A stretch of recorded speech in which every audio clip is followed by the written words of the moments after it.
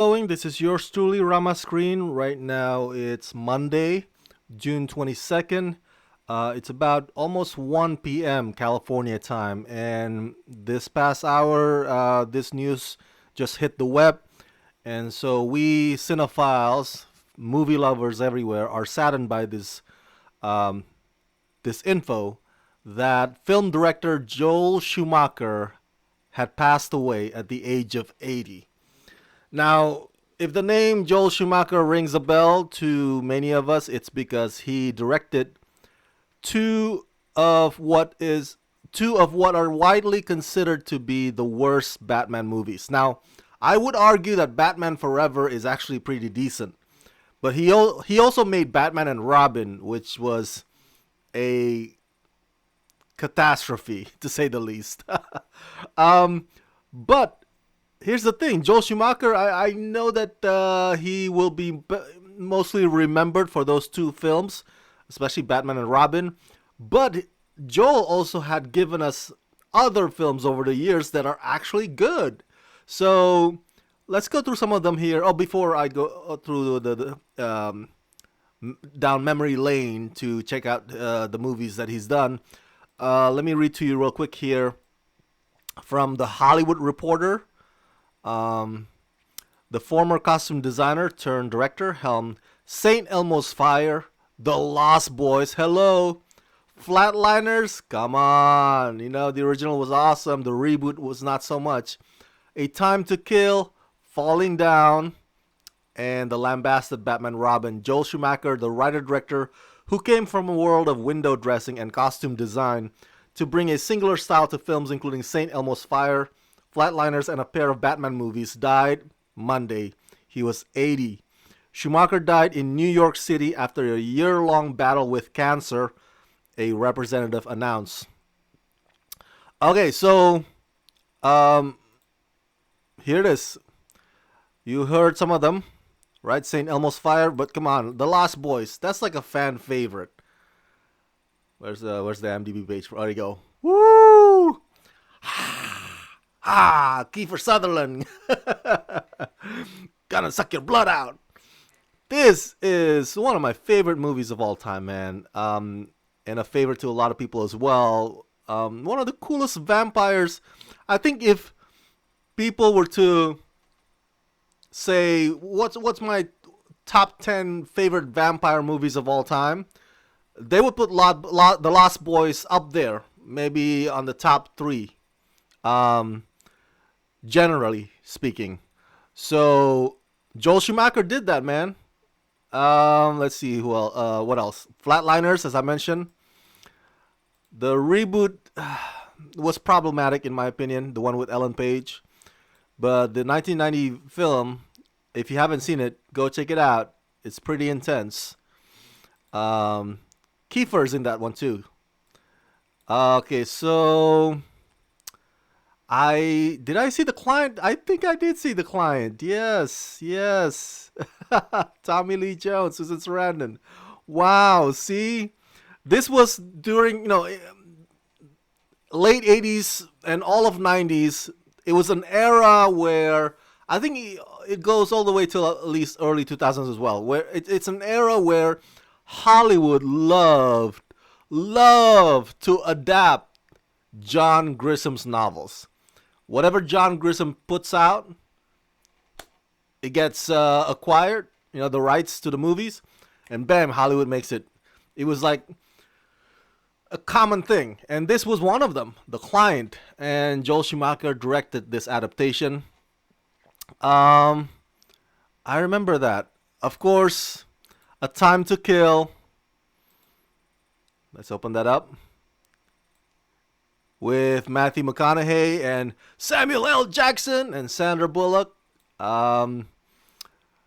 Also a courtroom drama type of lawyer, type slash investigation mystery thriller. Let's see. Oh, one of my favorite Joel Schumacher movies. And I think a lot of people would disagree with me on this, but that's okay. I'll stand by my opinion that I thought, and to this day I still think, that Phone Booth was awesome. I'm not being sarcastic. I love this movie. I think at one point I had the DVD back in, I was pursuing my MBA in college. I lived in the dorm during that time, so I was like, "Oh my god, I gotta buy this on DVD because it was so good." The story is set in one place, the phone booth, and then you got Forrest Whitaker, and then Joel Schumacher's go-to guy, Kiefer Sutherland, as the sniper. So intense, and it was just like 1 hour and 21 minutes, like this, not too long, right? The runtime, it gets straight to the heart of the matter, and it's really intense. I love this movie. So Joel Schumacher made that one too. Um, the Phantom of the Opera. Hello, come on now.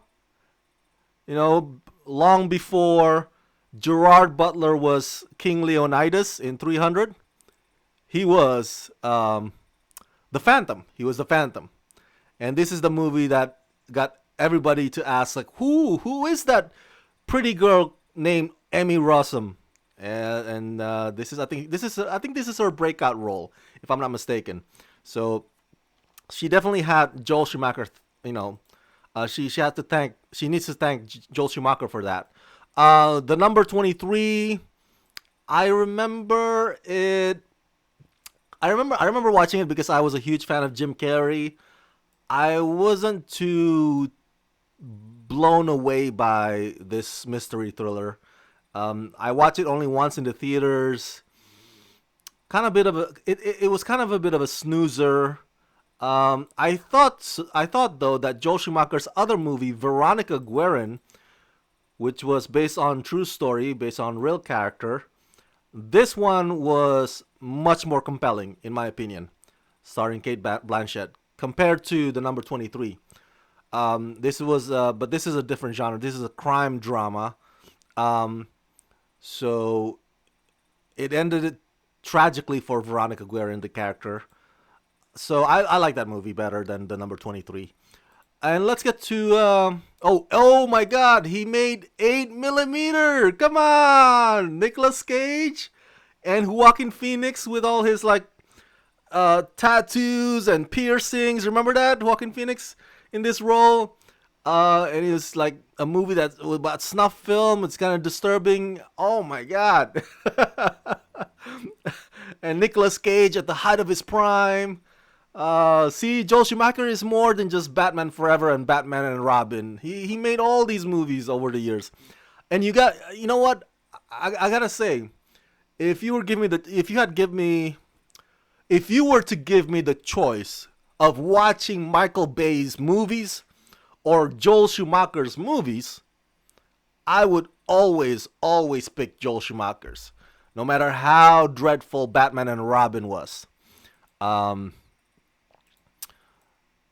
because there's a level of enjoyment, there's a level of entertaining in Joel Schumacher's movies, whereas Michael Bay's, it's most often is just they're just chaos for chaos sake. Um, but of course, it brings us to Batman and Forever, 1995. I love this movie. Well, maybe love is a strong description of it, or maybe love is a strong adjective for it. But this is the movie where I went goo goo gaga over Nicole Kidman. I saw this, I was like, oh, who is this woman? And I started, researching her and watching all the stuff that she did before Batman Forever, like Dead Calm. But this was the movie where like my jaws dropped. My jaws dropped. Seeing Kim Basinger in Tim Burton's Batman, because she's hot too. But Nicole Kidman, she was like in this movie, she was like a walking Barbie, yo. She was like a walking, breathing, living Barbie. That's how gorgeous she is. And Val Kilmer was not a bad Batman.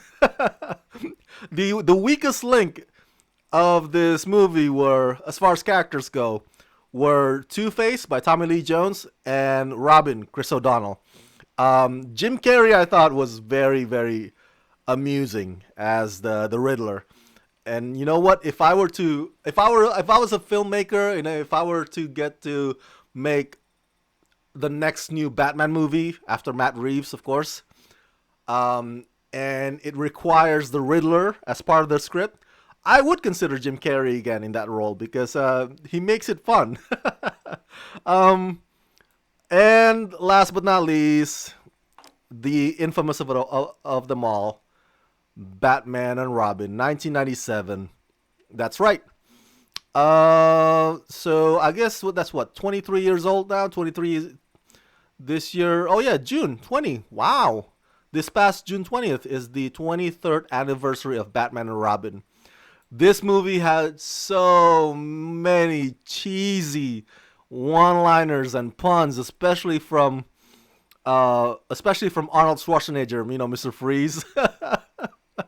And do you remember that scene where Robin was frozen cold, like literally frozen, and so George Clooney's Batman lifted Robin up and put him inside this warm jacuzzi water, so that he would melt. Watching Batman and Robin would be worth revisiting just for the laughs, not for the artistry, not because it's good quality, but you watch it because it's so bad it's funny. This movie is in that category. Um, Joel Schumacher had actually openly expressed regret about making this movie. He had actually apologized.